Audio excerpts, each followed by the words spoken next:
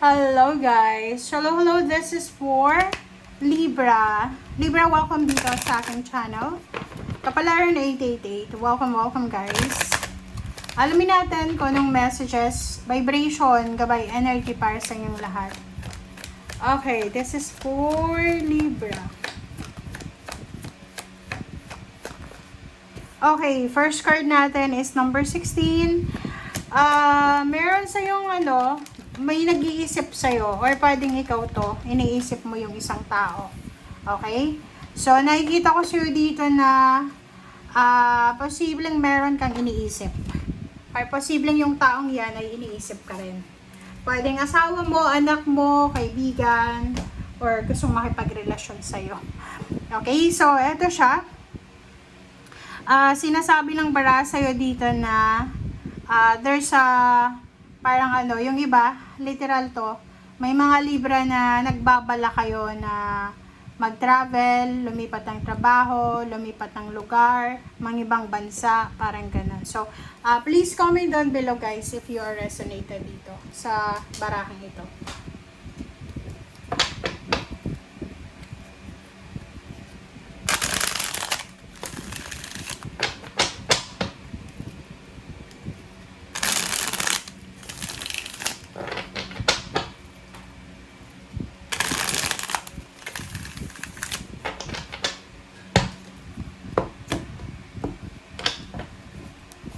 Okay. First card natin sa second deck is Two of Wands. And then the High Priestess. So, ayun na nga. This is a confirmation. It's a confirmation from the deck na sinasabi sa'yo dito na medyo nagdadalawang isip ka. Okay? Nagdadalawang isip ka kung tutuloy ka ba talaga. It's either nag-iisip kang mag-travel or mag-stay. Pwede nga sa ibang bansa ka na, you're undecided kung lilipat ka ba ng mas mayaman na bansa, magre-renew ka ba ng contract mo, or kung nasa Pilipinas ka, mag-stay ka ba sa Philippines, or kailangan mo nang umalis ng Pilipinas. So, the High Priestess is here. Sinasabi ng High Priestess sa'yo na makinig tayo sa sinasabi ng ating intuition. Kung ano man daw na iniisip mo ngayon, ipag-pray mo yan, and then mag-meditate ka. Ask the universe, ask God kung talagang kailangan mo siyang gawin ngayon. Hierophant, sinasabi ng bara sa'yo, if ever meron isang tao na pwedeng makatulong sa'yo para makapag-decide ka, walang masama naman na magtanong. So, kailangan mong magtanong. Pwedeng asawa, boyfriend, girlfriend, anak, pamangkin, apo. So, tanungin mo, tama ba yung decision mo? Kahit na hindi mo naman sila susundin, kahit may sarili kang desisyon, at least meron kang may mga ideas na pwedeng mag-contradict sa gusto mo or magsang-ayon sa gusto mo. Nakikita ko sa'yo dito, isa din sa mga rason kung bakit undecided ka, it's because natatakot ka. You have something na nararamdaman sa puso mo na iniisip mo na baka hindi maging maganda ang takbo ng buhay ko doon sa pupuntahan ko. Oh, 'di ba? So, yun, parang nakikita natin dito na meron na Libra na isa sa rason kung bakit hindi ka o hindi mo magawa na gawin 101% yung plano mo. It's because natatakot ka na baka walang mangyari sa future. Wala namang magandang outcome. Walang magandang outcome. Yun yung kinakatakutan mo na baka iniisip mo na ako, baka kahit pumunta ako ng libutan ko pa yung mundo, wala pa rin eh. Diba? Parang ganun. Okay, Ace of Swords. Sinasabi ng bara plus Ace of Wands. So, sabi ng Ace of Swords at Ace of Wands, importante yung natin, yung mindset natin, yung strong determination. So, lahat daw ng nangyayari sa'yo sa ngayon, may rason yan kung bakit nangyari. But, kung ano yung mangyayari sa'yo bukas, makalawa, depende na yun sa'yo. Okay? Depende na yun sa'yo. Yung pag-unlad natin, nakadepende din yun sa atin. Diba? So, ang sabi ng bara sa'yo dito, kinakailangan mong maging malakas, matatag, maging confident ka, At the same time,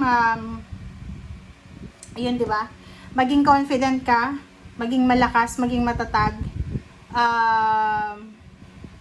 Isipin mo na itong gagawin mo na to ay dito ka, parang isipin mo na lang, pampalubag loob sa sarili mo na yung gagawin mo na to ay malaking bagay ang may bibigay na pagbabago nito sa'yo and the rest ng family mo. Diba? Death card. And, diba? Sabi sa'yo dito, tapusin mo na daw yung procrastination mo. Tapusin mo na yung overthinking na yan, sobrang pag-iisip or kano pa man. Oras na para kumilos ka. Oras na para gawin mo na kung ano yung mga iniisip mo na yan. Okay, gawin mo na daw. Gawin mo na as soon as possible.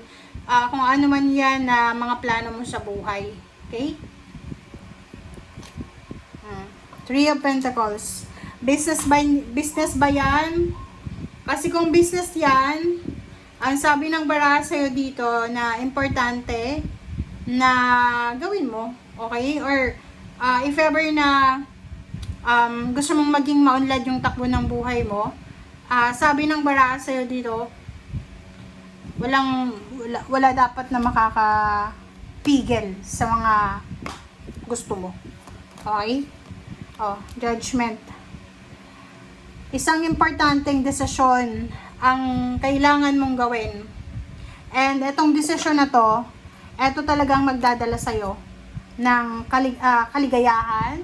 Ito magdadala sa'yo ng kapayapaan, kaligayahan, and ano bang tawag doon? Freedom.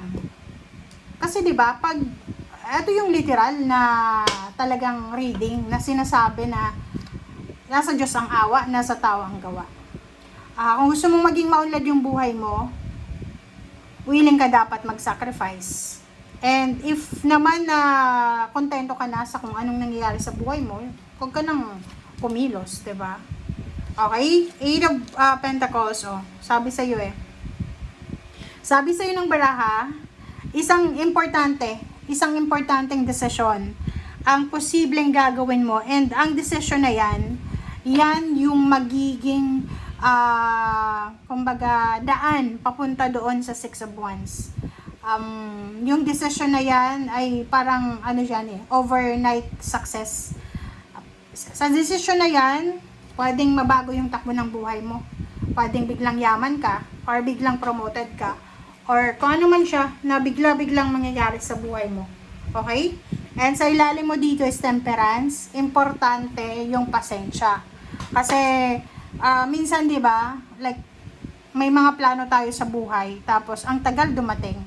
Medyo nahihirata tayo pag ang tagal dumating. So dito sa baraha mo, patience is virtue. Kailangan mo magpasensya, isipin yung mga bagay-bagay, and maging wise ka. Anong tawag doon? Basta maging wise ka. Okay? Yan guys. Bye!